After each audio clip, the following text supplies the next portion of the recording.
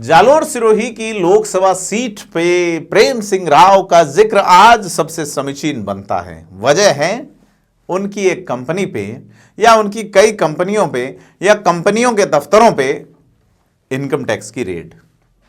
जान के आपको हैरत होगी कि जो व्यक्ति यह दावा कर रहे थे कि वो भाजपा का टिकट ला रहे हैं, अपने जो साथी दावेदार है उनको डिमोरलाइज करने के लिए उन्होंने कई तरह के जो है वो उपाय जरूर किए। सभी राजनीति में सभी करते हैं इस तरह से कि साहब हमारा टिकट पक्का है। एक कॉरपोरेट कवि कुमार विश्वास ने यह कहा कि प्रेम सिंह राव जो है वो गजेंद्र सिंह शेखावत के हनुमान हैं। अब हनुमान पे ही कार्रवाई हो गई केंद्रीय एजेंसियों की, इसके क्या मायने निकलते हैं? जालोर सिरोही की लोकसभा सीट पर दावेदारी करने वालों पे इसका क्या असर पड़ेगा? तमाम पहलुओं पे आज विश्लेषण करेंगे। नमस्कार, मैं प्रदीप हूं, आप थिंक 360 देख रहे हैं।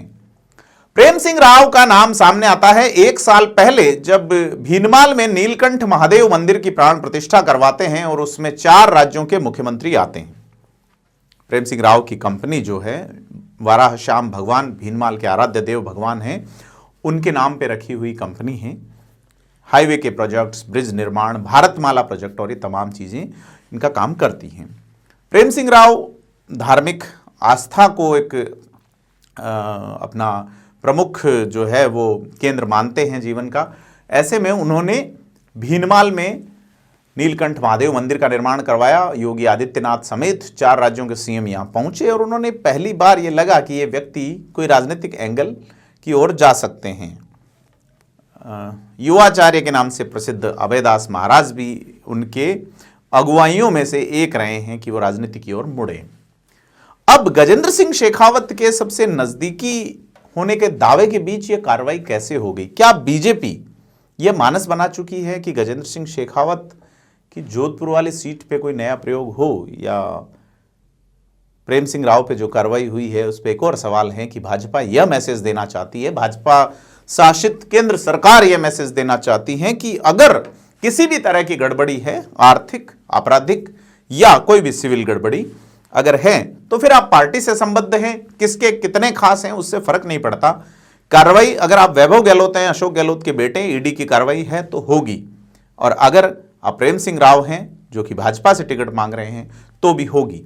तो यह 2 एंगल निकलते हैं। पहला, यह कार्रवाई क्या द्वेषता या राजनीतिक राइवलरी को आधार मानते हुए की गई है, या दूसरा, यह कार्रवाई जो है वो समता के आधार पे की गई है, भाई सभी पे कार्रवाई होगी। तो दूसरा वाला अगर एंगल है तो उसके लिए हम इनकम टैक्स को आभार व्यक्त करते हैं कि यह कार्रवाइयां, इस तरह की कार्रवाइयां लगातार जारी रहनी चाहिए।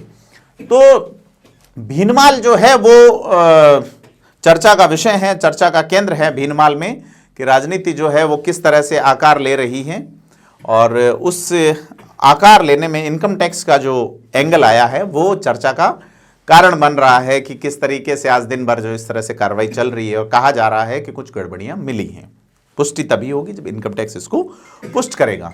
तो वाराह श्याम के नाम से बनाई हुई कंपनी पे कार्रवाई जो हुई है उससे लगता है कि जालोर सिरोही की लोकसभा में टिकट की दावेदारी कर रहे प्रेम सिंह राव बैकफुट पे आए हैं, और दूसरे जो दावेदार हैं उनकी मुस्कुराहट वाली रेखा थोड़ी सी गहरी हुई है। चेहरे पे मुस्कुराहट निश्चित तौर पे आई ही थी, क्योंकि जो मजमा बनाया था प्रेम सिंह राव ने वो गजब का था।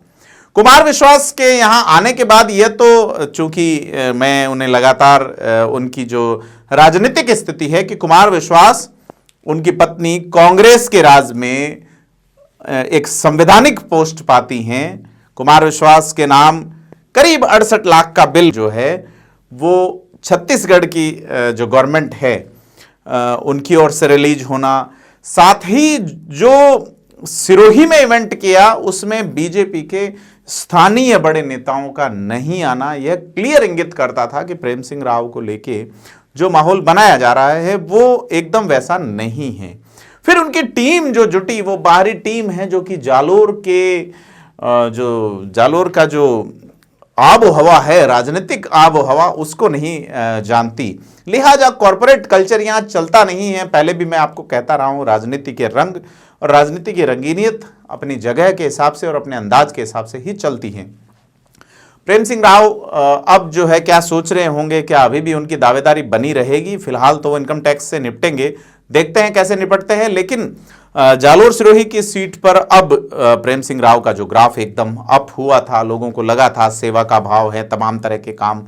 फिर वो बागेश्वर धाम वाले बाबा को लेके आए, उन्हें एक ऊंट भिजवाया, ऊंट पे चढ़ा के मोहरी पकड़ के आप आगे चल रहे थे। तमाम तरह के वो उपाय जिनसे एक पॉलिटिकल इन्फ्लुएंस खड़ा किया जा सके, वो करने की कोशिश प्रेम सिंह राव ने की। उनकी टीम ने जैसे कहा, उनकी टीम ने उदयलाल आंजना के उदय होने का गाना भी लगाया, तो वो भी उन्होंने स्वीकार कर लिया, लगवा लिया। तो टीम जो है अब वो टीम है, अपन उसमें नहीं जाते हैं। जालोर सिरोही की जो सीट है, उस सीट पे प्रेम सिंह राव दावेदार थे, अब होंगे या उनका दावा कायम रहेगा, यह देखने वाली बात होगी। लेकिन बड़ी बात यह है कि गजेंद्र सिंह शेखावत के अक्सर साथ देखे जाते रहे हैं। जालोर जब गजेंद्र सिंह शेखावत आए तो वो अपनी फ्लाइट में उनको लेके आए। गजेंद्र सिंह शेखावत, जिन पे पहले भी संजीवनी मामले में कांग्रेस ने कई तरह के आरोप लगाए हैं, क्या अब इस कार्रवाई के बाद में वो प्रेम सिंह राव को कोऑपरेट कर पाएंगे, या जोधपुर में बीजेपी ने यह कार्रवाई करके जोधपुर में भी कोई राजनीतिक संकेत अलग तरीके से देने की कोशिश की है, यह देखने वाली बात होगी।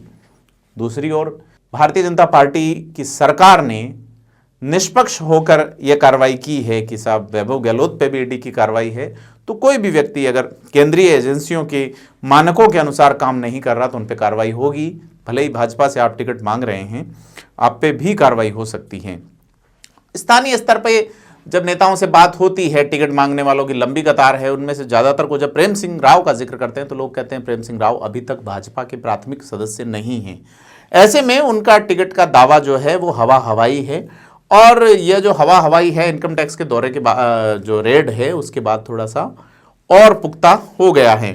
ऐसे में केवल सोशल मीडिया से आप या कुछ प्रोग्राम करवा के या धर्म वाले एंगल से एंट्री लेके या महंगे कवियों के माध्यम से, कथावाचकों के माध्यम से एंट्री लेके चुनाव जीतने की अगर या टिकट लाने की जो अगर रखते हैं चीज़, तो उस पर विचार बनता है, देखना चाहिए। लेकिन मैं आपको शुरू में जो कह चुका कि सवाल ये है, क्या गजेंद्र सिंह शेखावत को लेके भाजपा ने कोई मैसेज दिया है, या भाजपा ने या भाजपा की सरकार ने समतामूलक कार्रवाई का मैसेज दिया है? बड़े सवाल हैं। आपको क्या लगता है इस मामले में? हम आपको डीपली अपडेट देंगे, कार्रवाई कैसे हुई, क्यों हुई और पीछे की वजह क्या रही, थोड़ा समय के बाद। तब तक के लिए आप थिंक 360 को देखते रहें और वीडियो को लाइक शेयर करें, कमेंट करें और चैनल को सब्सक्राइब जरूर करें। धन्यवाद।